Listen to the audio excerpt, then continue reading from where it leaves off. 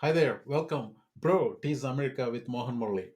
You might have heard about Dunning-Kruger Effect, which is like very popular these days. What is it? Let's find out.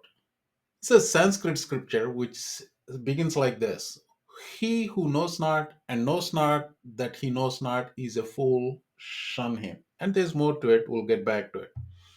So, what is Dunning-Kruger effect? If you look up Wikipedia, you will see a chart something like this. This is actually a consolidated version of four different experiments, and we'll get back to this also. David Dunning is a professor, currently a professor at University of Michigan, in professor in psychology. Justin Kruger is a professor in New York Stern School of Business. When they were at Cornell, they wrote a paper, unskilled and unaware of it, how difficulties in recognizing one's own incompetence lead to inflated self assessments. So, the upshot of this is people tend to hold overly favorable views of their abilities in many social and intellectual domains. So, they did four studies, basically four experiments. In that, they tested undergraduate psychology students on humor, grammar, and logic. In that, they basically, if you see the abstract up there, there are people there actually in the 12th percentile in the class. They estimated themselves to be somewhere around 62nd percentile. We do not have time to get to all four studies. We will focus on one thing, which is more objective than the others, on logical reasoning ability, perception versus reality. So on the x-axis, let's say we have objectively measured data. So for instance, based on test scores, you can put students in bottom quartile, second quartile, third quartile, and the top quartile, right? Like the glasses represent basically a visual representation of which quartile they belong. And on the y-axis, you put some perception, self-perception, basically self-assessment, either perceived or real measure. So it'll get clear when I explain with some data. They asked the students. This is in a class of 44 eligible participants. 44. They asked them, rate yourself among your fellow students where you fall percentile. What percentile you think you are in logical reasoning ability, and it will be easier with an example. Let's say as first student, it's the person said, okay, I'll be in the 71st percentile. That means he ranked very high. As the second student, and she said 67% percentile. So the average of these two is about, say, 69%, right? When you when you ask all these 44 students, they came around 69%, and that's what you see this point up here. Then they gave a 20 question test on logical reasoning. And after they took the test, they asked the same students again, how did you think you do in the test, and where do you think your score will fall among your classmates? And the scores little dipped a bit. Let's say the same student who said earlier 71 might have said, say, 64. The same student who said 67 might have said 60, and then average 62. So that's what that dashed line represents. And then they graded the test. When they graded the test, the actual scores, like there is only one right answer. There is no, in my opinion, it is a different answer. It's not. Logical reasoning, there's only one right answer. So if you look at the blue line, the people who are in the bottom quartile, their score is about 12%.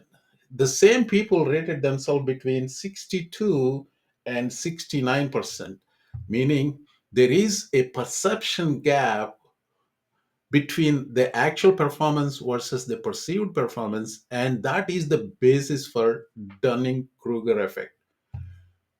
So back to Wikipedia illustration of it. This is a consolidated version of, I believe, all four experiments they conducted. What I'm not sure is if this is a theory they postulated. So this is the Wikipedia version of it. And if you Google it, you'll find more versions of the same curve, but different labels, etc. And this is another version of it. So I will focus on the Wikipedia version and then explain it with this chart. On the x-axis, you put competence and knowledge. On the very left, it's know nothing people. This is across a whole bunch of populations, like know nothing people, and then on the extreme positive side, experts. On the y-axis, you have confidence from very low to very high. And if you plot these people who fall in this spectrum, is something like this. On the know nothing side, you see a peak, and that peak is called peak of Mount Stupid. And very next to it, that means there's a bunch of people who know nothing, but they're self-aware of it. They are in despair, like it's called Valley of Despair. And somewhere between Valley of Despair, there is a ascension, that's like gaining knowledge, slope of enlightenment. And then you have a plateau of sustainability with knowledge, right? That's where you reach. And then it's kind of like the confidence flattens. That's where it is. Like the more expert you are, the confidence, it doesn't keep going up. So if you see the gap between this peak of Mount Stupid and plateau of sustainability, there is always a confidence gap. In other words, the stupid people always are more confident than the smart ones and experts. And let's see what is the problem with this. This is age of social media, the age of influencers, and a whole bunch of things. A person with a lot of self-confidence with no substance at all with some charisma is more dangerous, which is the point I'm trying to illustrate in this whole video. Let's take an example of a college election, student body president election. So we have one student, he's a Mr. Blowhard, and another student, Miss Careful, and another student, Miss Confusion. So Mr. Blowhard is in the bottom quartile, but he's extremely confident. He doesn't know anything. He's extremely confident, and he's very articulate in whatever he says. He says like he knows that for sure, and then he's able to articulate it in a way that connects with the masses. Miss Careful knows a lot, but she's nuanced and always careful in what she says. Miss Confusion is somewhere in between, but let's say all three have some level of charisma and then communication skills, and they three are contesting for student body president. And in a debate, Mr. Blowhard just blew it away, and then everybody was impressed with his confidence, and therefore he was elected the president of the student body. And the connection I'm trying to make it is, in the age of social media, people, the influencers with little or no knowledge, were able to have some level of uh, they're good at articulating certain things and they're connecting with people, and that's where the problem comes. So I want to give a real life example of a off the chart specimen of Dunning-Kruger effect. My uncle was an MIT professor. Many of you might have heard President Trump said this at several rallies. His uncle was a MIT professor, and therefore he's extremely smart. He knows about everything there is on Earth. The one program I hated to upgrade, hated it, was the nuclear program. And I understand it maybe better than anybody. My uncle was at MIT, a professor, the longest serving professor in the history of MIT. Very smart guy. We have a smart family. It's nice to have a smart family. But I understood nuclear for a long time. The second example is hurricane is the wettest from the standpoint of water. A great job in helping with Florence. This is a tough hurricane, one of the wettest we've ever seen from the standpoint of water. Rarely have we had an experience. And the third example is, well, wow, Gettysburg. Gettysburg, what an unbelievable battle that was. The Battle of Gettysburg, what an unbelievable, it was so much and so interesting and so vicious and horrible and so beautiful in so many different ways. It represented such a big portion of the success of this country. Gettysburg, wow. I go to Gettysburg.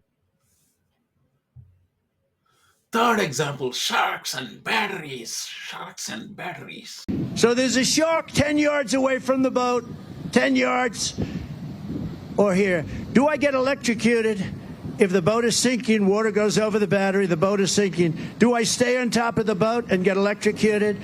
Or do I jump over by the shark and not get electrocuted? Because I will tell you, he didn't know the answer. He said, nobody's ever asked me that question. I said, I think it's a good question. I think there's a lot of electric current coming through that water. But you know what I'd do if there was a shark or you get electrocuted? I'll take electrocution every single time. I'm not getting near the shark. So we're going to end that. We're going to end it for boats. We're going to end it for trucks. The trucks. And lastly, of course, no, even President Trump cannot beat his own peak of Mount Stupid. So I ask Bill a question that probably some of you are thinking of if you're totally into that world, which I find to be very interesting.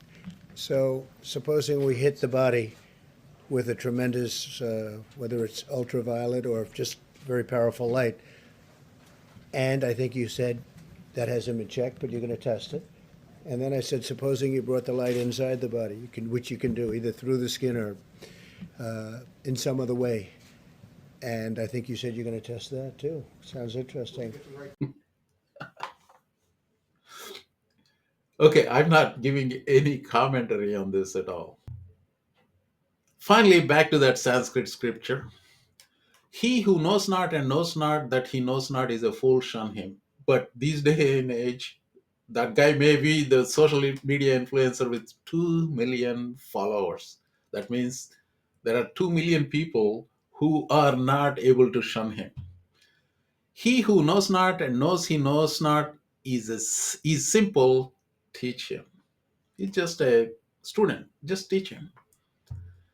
He who knows and knows not he knows is asleep, awaken him. And he who knows and knows he knows is wise, follow him. But this day and age, that person is being shunned. Hope you enjoyed this video.